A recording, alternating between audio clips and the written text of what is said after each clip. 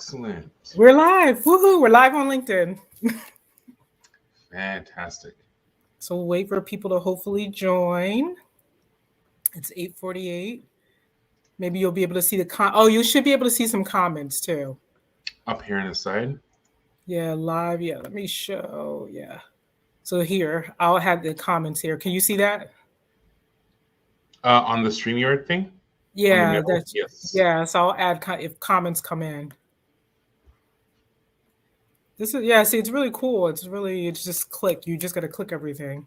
For sure. Hi, everyone. This is Donella, Careers with Donella. We're live on LinkedIn. Don't worry, we're not starting early. So if you want to join, come on and join. Thank you for coming today, or tonight, rather, depending on where you are in the world. Oh, I should have music. This is Donella with Careers with Donella. We're here with Aries Santos, Senior Animator for Sony Pictures. Had a lot of people that wanted to join this today. We're excited to have you. Come on into the broadcast. You can put comments.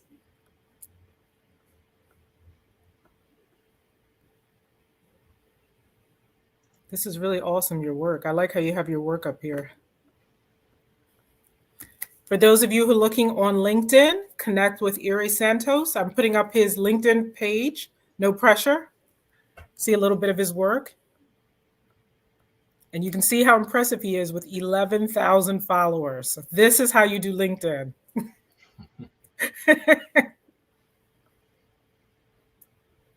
How long have you been on LinkedIn? A couple of years now? Yeah, I've been on LinkedIn for, I've been on LinkedIn for a long time. I only really started using it seriously like 2 years ago. Yeah, it's great. And what we're saying for those of you out there, this is a great way to connect. We connected through LinkedIn. That's how I was able to do this careers session with Ere. Please put any questions you have in the chat. This is awesome. LinkedIn Live. Hello. I know I tagged you in the post, a lot of people. Right on. It is 8:50, so we have a few minutes. Our conversation is open on your... Yep. You're cool. Yeah, I'm cool with that. I used to work in corporate, so I'm good. I like when we're live, we're going live. We're going to make this fun for a Friday night. Sounds good. This is okay. So we hope everyone joins us. It's 8:51. Again, this is Donella. I'm Careers with Donella. You're watching me live on LinkedIn. I'm a LinkedIn creator. And what I like to do is actually work with my connections, collaborate, talk, share ideas, share information. And I'm really excited today. I'm going to introduce him probably like 10 times because I'm someone who loves anime. We have Aries Santos. He is the senior animator for Sony Pictures. We're going to talk to him. We're going to see if we can get some scoops. So it's 8:51. If you want to kind of join this, share in the chat. We're looking forward to it. Aries, you want to say hi to people? Tell them come on in. Hello. We'll try to get some people in. Give a shout out to Gabriel. He is an animator. He's a friend of mine. He's in New York. I think he connected with you already. He's so excited to join this. Had a couple animators. Yeah, we had a couple animators from India, a few that wanted to join the chat too. I don't know what time it is for them. Really late or really early. So it's all about you. No pressure. I'm ready. This is awesome. So for those of you out there, I'm a career coach and I'm a resume writer. And one of the things I like to do is connect on LinkedIn. LinkedIn this is not a plug. I'm not getting paid, but LinkedIn is such a valuable tool. I use it for a lot of my clients. I think this is great. This is a great way for you to connect with people. And we hope you enjoyed tonight's very quick, but very informative, very interesting, no pressure interview with Aries Santos. It's 8:53. Just waiting for people to join in the broadcast. You can see up here, we have his LinkedIn profile. You can take a look. I'm going to share a few things with you. See if anybody's connecting. Not quite yet, but they do know we're live. We're live on LinkedIn. Woohoo! Right on. Now, Ere, tell everybody, we're just talking informally since we're live. Where are you calling from or where are you streaming from? You're in I Vancouver? stream call shouting from Vancouver, Canada. Great. And for those of you, I'm in New Jersey. Hi. So this is the power of technology. 2022. Woohoo. This is great. What's the weather there? Today was actually nice here in New Jersey. Yeah, no, same here. Like it's been a lot of raining recently, but today was pretty sunny. So Oh, yeah, really? it's been kind of flipping between rain, sunshine, and snow for almost a month and a half now. So Oh, yeah, okay. So we're the nice same. by Well, we got the same Christmas. weather. Yeah, right on, right on. You're the same one. I have a Yeah. friend that lives in Tampa. He's always like, it's 82 degrees, like Mm. tough life. Oh, my boo-hoo. He's like, oh, it's cold today. I need a sweater. It's 72.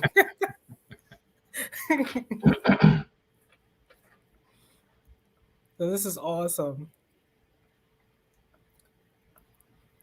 Waiting to see if anybody's joining. It's 8:54. We joined so early. This is great. Mm. This is me, people. I like to be live. Hello. Give everybody time. There's a little bit streaming lag sometimes, so I do like to do live a little bit early. Again, this is Careers with Donella Tillery with Ere Santos, senior animator for Sony Pictures. Hello, hello. Hello, everyone. How are you? It's 8:55. And we can, you know what, we can actually talk through a little bit too. Does it, this will kind of be fun, informal. Yeah. Great. So one of the things I always ask people is, how did you start as a senior animator? How did, tell us a little bit about your background, why people come in. Yeah. Well, I for sure did not start as a senior, but Right.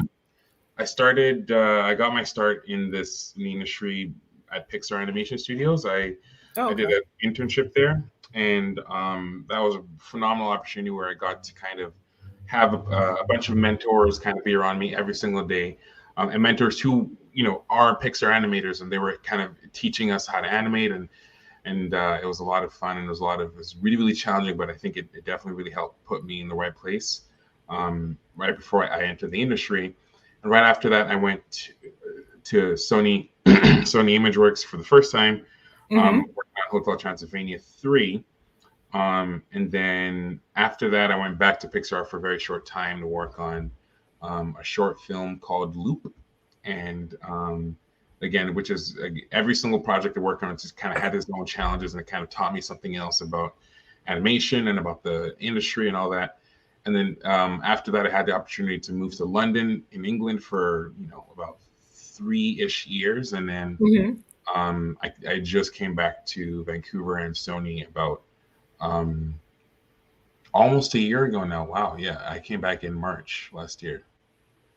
Now, are you working remotely, or Sony Pictures? Where are they? Are you at the headquarters? Yeah, Sony is in Vancouver. There's a studio in Vancouver and a studio out in LA. So Right. The Sony Pictures lot is in LA, obviously, and the Sony Pictures Imageworks office is up in here. So all the storyboarding and all the art direction, that's all happening in LA, and then all the animation and lighting and rendering and all that kind of stuff happens up in Vancouver. Oh, okay. So, and did you always want to be an animator? Like, did you think, Mom, Dad, this is going to be my life? I'm going to be an animator? More or less. Like I always wanted to kind of be in performance. Like I grew up doing a lot of community theater, and I was kind of put in a lot of classes, like acting classes growing up. So that kind of really got me with the acting bug, Oh, and okay. what's really great is that I also love sitting in front of the computer animating, or sitting in front of the computer, just being on the computer all day. So getting to take performance, my love of performance and my love of computers, and kind of combine them with animation, that was just like the perfect blend of everything, and that allowed me to kind of express myself fully, if that makes sense. Yeah. Like, what was like the first thing you remember animating? You're like, wait a minute, I can make a living from this. Like, this is real. Oh, living? I don't think at any point, even till this day, I'm still like, I get paid for this. This is right. too much fun to be, Right. But I think the first time I remember, opening up a the software, like this free software that we got to use called Blender 3D. Mm-hmm. I opened it up and I remember putting a cube in the scene, just a cube, nothing special about the cube, no animation on it. I just put a cube in the scene and I was like, oh, I created that. That is me, you know? So that was really exciting for me. And that was just, you know, when I started getting things to move, that's when I was like, oh my gosh, and it can move on. So I'm creating something that's, you know, but as things get more and more complex, obviously things get more and more complex, right? And what's great now is that I with a lot of the stuff that I do, it's do with kind of getting really, really emotional scenes done and trying to get audiences to kind of connect as much as possible with these scenes. And that the feeling is completely unmatched now when I can show someone an animation that I did and them go like, oh wow, I feel what the character is feeling. And is the best compliment when I can animate something. It's the same thing of just like clicking and dragging, and then show it to someone. And then it's like, oh wait, I understand the emotion. It's like, you do, but it's not real. It's fake. It's just pixels. Right. But you feel it. It's cool, you know? So that is a huge privilege for me. And it's just like so amazing because like I said, I'm someone who grew up with anime, love animation. So I kind of see it. It's just amazing. Like you get so invested. People don't realize like it's become this huge business because you get invested in these characters because of the story. And part of that is animation because that's why like cosplay is so big. Like just to imagine that you can be in that character. And I think that's really cool because you even showed, can I go to your LinkedIn profile a sec? Sure. So when I go, whoops. Hold on, let's put you together. So just going on your LinkedIn profile, this is really cool. Let me just close out of that. Excuse me, everyone. I thought it was really neat how some of the things you have here is the visuals for Spiderverse. Can you see that? Yeah. And I just thought this was really awesome how, and that's kind of like where I said, oh, I got to talk to this person, how you were just showing this particular animation. And I just thought this was, like amazing. Like, this just brought that character to life, which was incredible. How long did it take you to do this? So this one in particular took about 2.5 weeks to do. Okay. But that one scene, it was just that. Yeah, this 2-second clip took about 2.5 weeks. But that for animation is really short for feature length animation or for feature quality animation, just because usually you would have had about a month and a half to do something like this.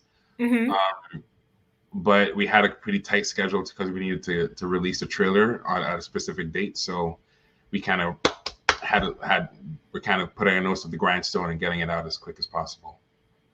And how did that, I mean, because I know it's, still part of the company, but how does that work? So they're kind of doing the script and then like, I'm just kind of curious how it kind of puts together like the script for this. And then you're looking at the storyboards. Can you talk a little bit about that for people who might not be clear on animation? Because that's fascinating. So essentially, the process in a nutshell is basically the writer writes the script, and then the storyboarders take the script pages and then board out and then storyboard the scene, and then the layout department takes those storyboards and it kind of translates those storyboards into the 3D environment. They put the actual characters in there. They put the cameras in there. You can think of the layout department like the camera and staging department, where they kind of film the shot, and then the animators come in and then do the performances. We're the ones who actually move the characters like a puppet, and then from there they get sent to the effects department, and they make everything everything like cloth and hair. That's all their department. And then there it gets sent over to the lighting department, and they put all the lighting and the colors and all the fancy stuff in it. And then once they make it look all pretty, it gets composited all together, and then it gets edited and then marketed and then consumed by the audience. And it's really cool when you work on this. I guess, like, are you the final say when it kind of comes together visually with the animation? Like, how does someone go, okay, we're ready to put this, we're ready, we're going to go? So it all depends. The director is the one who has the final say on everything. So the director is one who says, this is the way I want this movie to be. Give me 1 second. I'm going to mute everything here. the director is the one who says, I have final say on the way I want things to be. And they can say like, okay, well, in this scene, I want you to kind of think about this way. It's very similar to the way that actors get briefs in a scene. So at the beginning of the scene on a film set, the director would come up to the actor and say, okay, your motivation here is, well, you just came from breaking up with your boyfriend, and then you did this. Right. Where you're feeling, okay, action, And that's the exact same thing that happens with us as animators, where we get assigned a sequence to animate, and then the director comes to us, or director in the big room in front of everyone, and says like, okay, so your motivation for the scene is that you just broke up with your boyfriend and blah, blah, blah, blah, blah. And you take all that information and then you take it back to your desk, and then you film reference. I usually try to film reference, and I use that as my basis for my animation. I use that as the idea basis for the animation. And then I take that and move it on to actually animate the shot, and then go back and forth with the director to see if I'm hitting the notes that they want, and if I'm hitting the direction that they're looking for, and then I move on from there. And this is amazing. How do you think, we have some people joining. Hi, everybody. This is Donella, and we're here with Ere Santos, Senior Animator for Sony Pictures. Feel free to put something in the chat. Say hi. Hi, Roberta. I saw, hi, May, a few people joining us. Hello.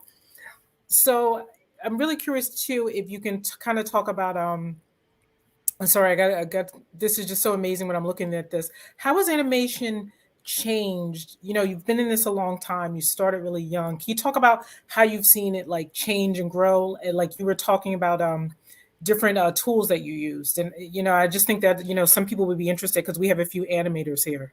Yeah.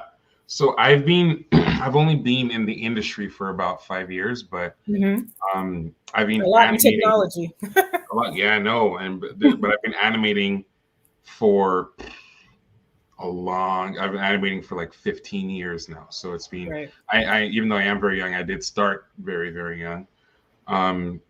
But I find that the technology hasn't really changed that much, which is really okay. Frustrating in some senses. Like the technology's just gotten smoother, but then as things get smoother, things also get more complex. As things get more complex, the technology has to adapt. And then so just kind of like you don't really feel a change, even though things are changing, if that makes sense. So like for instance, it was really cool to have advancements in things like cloth and hair and all these different things.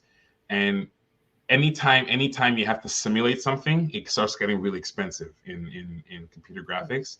And anytime you have to have like a character interact with something that's simulated, like if I wanted to do this right in a computer, that's incredibly expensive. To touch cloth, no, I don't want to do that, Right. So, but nowadays, like there's becoming more and more technology that allows you to do really cool things like that. And as the technology gets a little bit more capable, we as artists get a little bit more creative, because there's a saying from some of the people at Pixar saying that you want to have the technology inspire the art and the art inspire the technology.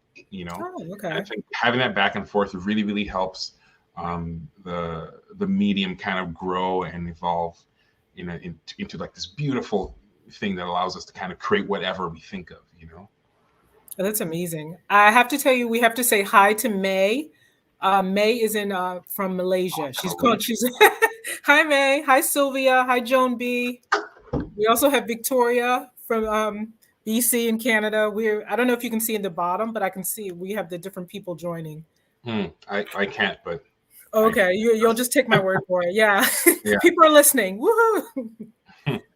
So we're going to go back. I want to just go back to your LinkedIn again, and if you don't mind. Sure. I'm just going to go through. So just kind of want to see. I love this visual. Didn't you have I think you had another video on here, but because people are joining a little bit, we kind of talked about it. But can you just share again, what are some of the challenges that you have with this scene? Because you're talking about clothing and hair, and I guess you're talking about the movement is what you're talking about. That's the challenge. Yeah, I think so this scene in particular was, I don't want, it wasn't straightforward, but it was in comparison to a lot of other scenes, it's not as complex as it gets, but it still presented a lot of different challenges. Like I think the main challenge that I kind of was facing was, how do I get from point A to point B and maintain a specific attitude, you know? Mm-hmm. So point A is standing beside the bed, and point B is leaning on the desk. And I'm like, okay, how do I get from point A beside the bed to point B in a specific amount of time in a really fun way that also maintains his personality, you know? Right. So that was a really, really tricky thing. And I'm so lucky that the directors liked this idea and they didn't change it too much going through. Mm-hmm. Just because any one change would kind of break everything because right. everything is so specifically kind of like bouncing on a thread. So yeah, I think it was the challenging part was just trying to make sure that everything felt natural and everything worked in the time that I had, you know? Like that's the major thing in animation, just making sure that what you're doing will work in the time that you're given, you know? And I think, and that's awesome that you're talking about that too. Can you even share with us from a professional standpoint how, because we do have a couple of animators here joining, I think May and a couple other people, talking about how do you deal with the critiques? And, you know, because this is your work, this is you created this and someone's like, no, I want it a different way.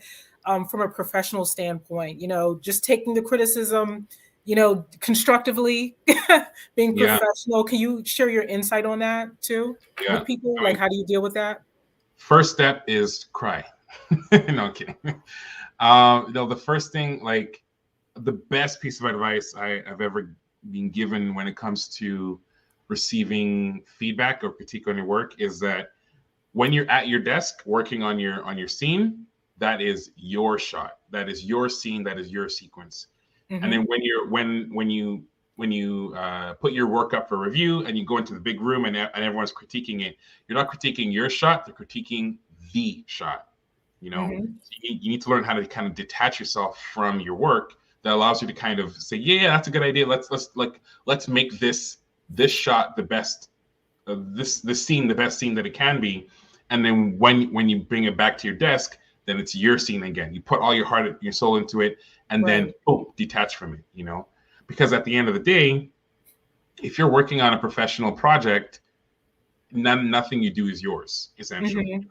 Right. You need, and that's really, really important to kind of keep in mind, is that it's the director's and it's the producer's movie, and it's not your movie. You're only there to bring your voice when it's needed. You know, you're not there to force your voice in. You're not there to say like, hey, I want to fight for blah, blah, blah, blah, blah, blah. No, you're there to help the director bring their vision to life, you know, unless my only stipulation is that unless I feel very, very strongly about a specific idea that I'm like, no, this is why I think this idea should stay in the movie, because if this idea gets removed, this and this and this and this, and I think like it's also important to kind of speak up when you feel strongly about an idea that's getting affected. But at the end of the day, it's not your project, it's not your film, so you have to detach from it, if that makes sense. No, that does. Hi, Roberta. Roberta said, I saw this, and she said she finds it very informative. This is great. Hi, Roberta. So talking about that too, we're kind of talking about from the career perspective. So we had some people join a little bit, you know, because I apologize, we started late. Tell them again a little bit about your background again. I just want to say you were at Pixar, you were at Sony Pictures. Can you just tell that a little? I apologize, you have to repeat it. Oh, no worries. Again, very briefly, like I started out in the industry by doing an internship at Pixar. And then I went over to Sony Imageworks to work on Hotel Transylvania 3. And then my dad's favorite. You really? My dad loves that. Right on, that's exciting. Oh, speaking of which, Sony is not sponsoring this, but Hotel Transylvania 4 just came out today, so go and watch that on Amazon Prime. But yeah, no, I started moving around a lot, and then I moved over to London, and yeah, I was bouncing around a bunch of different places there on a bunch of different projects. And then I came back here to Vancouver in March of last year, so almost a year ago. And I have a question, because I interview a lot of authors sometimes, and they talk about writer's block. Do animators have, I don't know what you would call that. Oh, I've just block. Oh, 100%. The amount of times I spend just sitting in front of the computer being like,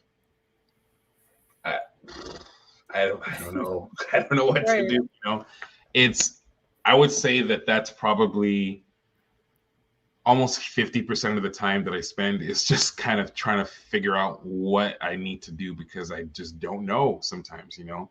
Mm-hmm. And there's sometimes that you're given a task and then you're given a deadline and then they say, okay, go. And you're just like, Right.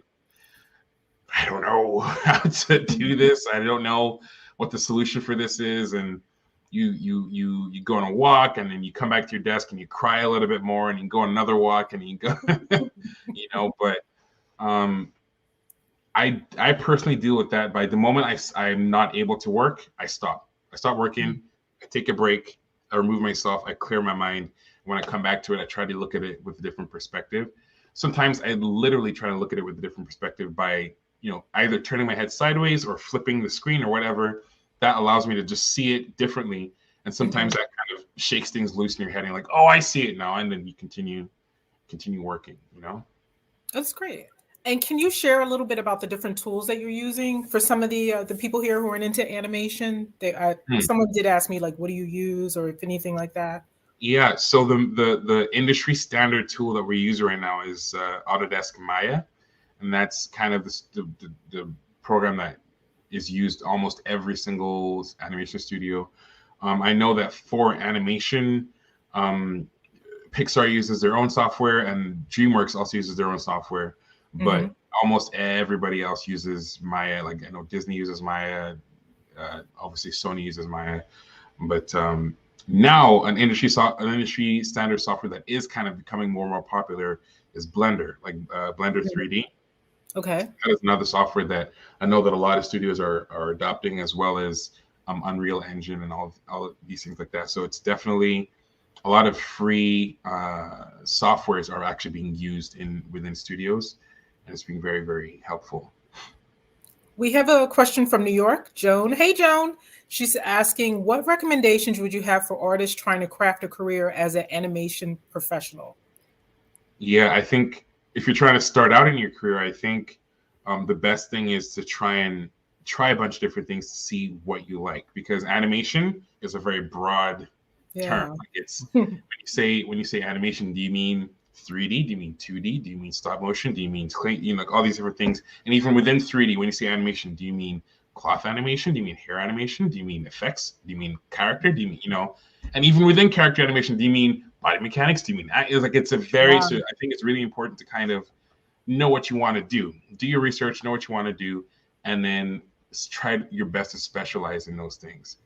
If you're wanting to work a lot of freelance jobs, most freelance jobs allow you to kind of work more generally, so you can do some 3D modeling, some 3D animation, some effects, all these different things. But if you want to work at a studio, most studios / most feature animation studios, they require that you specialize. They require that you are a character animator, or you are an effects animator, or you are a technical like so you have to be very, very specifically specialized. And then each of those specializations have their own specializations within them too. So I think the first thing is know what you want, and the second thing is chase it. That's really good. And because I'm a resume writer, is there something that you look at on a resume when you say, hey, I need this person? Because there's so many people that want to do it. Like what stands out? You're a senior animator, you're getting all these people coming in saying, I want this opportunity. Is there something that kind of stands out to you when you talk to people and interview them? Yeah, so I think the main thing is that when it comes to animation, the resume is not as important as the demo reel or the portfolio. You know? Oh, could you expand on that? That's great. Yeah. So your portfolio is, essentially your collection of the work the collection of your best work. I mean, I cannot stress that enough. It's not a collection of all your work. Do not send in all your work. Sending only your best work. If you only have 10 seconds of your best work, then only send that, because you will be judged by your weakest animation, or you'll be judged by your weakest thing on your portfolio. So when it comes to resumes, I would only look at a resume to judge how much experience someone has or how senior they are. But then when I look at their portfolio, I'll be able to judge also how senior they are, but also their sensibilities, like what their taste is in animation. Like if they like to do a lot more cartoony stuff, or if they like to do a lot more subtle, performance heavy stuff, or if they want to do like zany, like cool action stuff like that. So each of those things has their own. Each of the things has their own niches, and it's really important to kind of express that through your portfolio, and then secondarily through your resume. The resume isn't, to be very honest, isn't really all that important. That the resume comes into importance when you start negotiating for salary, and when you start doing all these different things. But if you're trying to get a job, the demo reel will get you a job. How long should the demo reel be? I'm just curious. It doesn't. Most of the questions I'll answer to you are with a big old asterisk of like, it all depends, So personally, it's very unlikely that a recruiter or a supervisor will watch a reel that's longer than 3 minutes.